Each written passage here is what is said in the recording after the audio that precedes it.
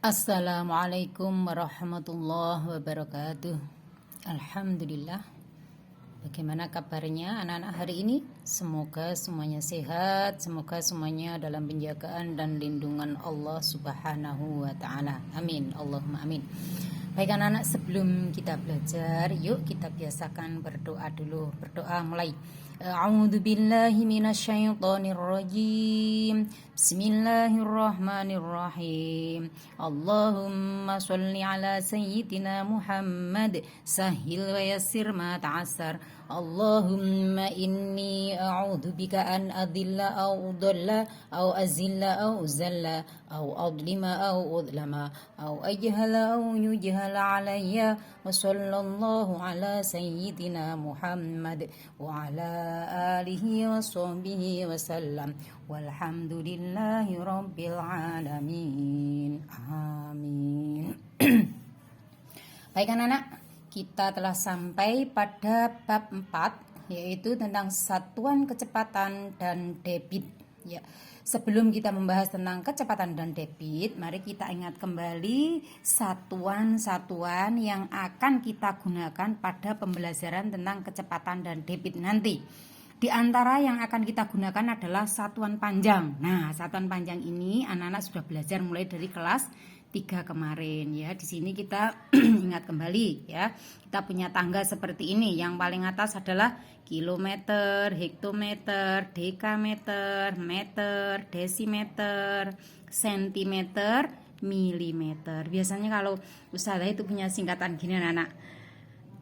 Kami hampir dapat membuat donat koko mama, yaitu untuk mengingat saja, untuk memudahkan menghafal ya.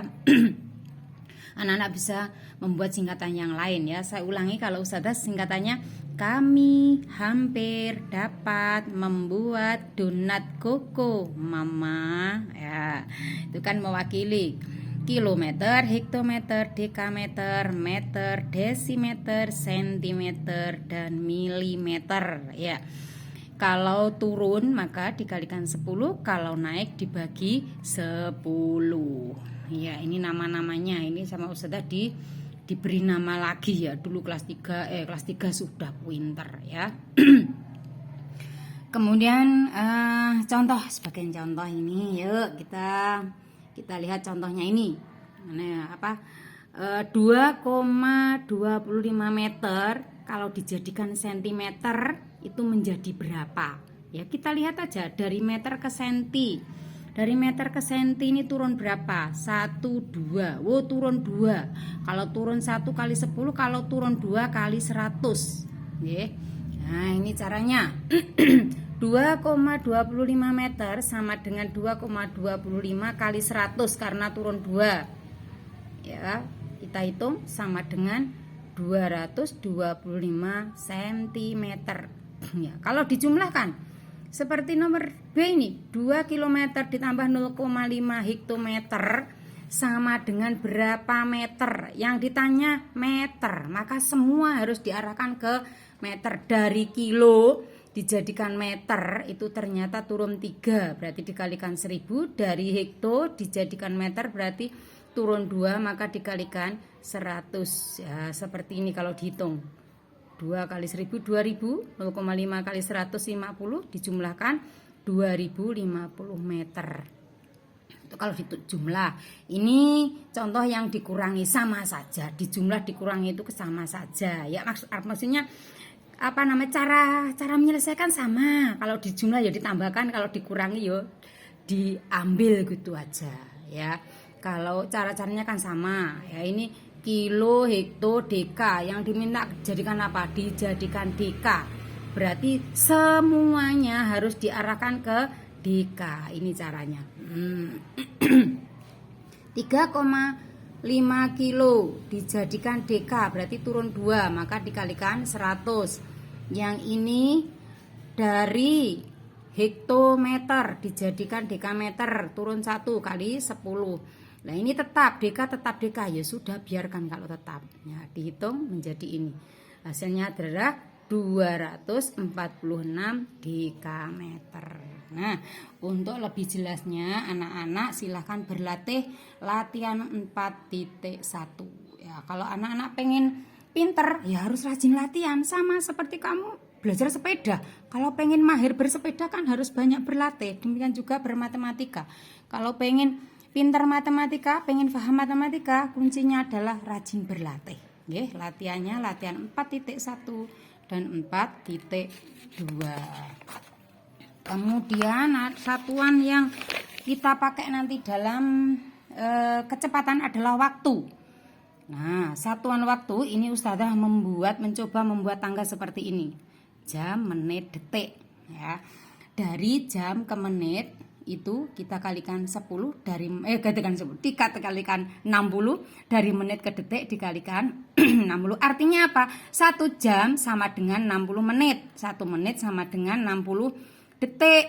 Ya, kalau naik sebaliknya dibagi dari menit ke jam berarti dibagi 60, dari detik ke menit dibagi 60. Nah, ini keterangannya jelas ini. 1 menit itu 60 detik. Maka 1 detik sama dengan 1/60 menit.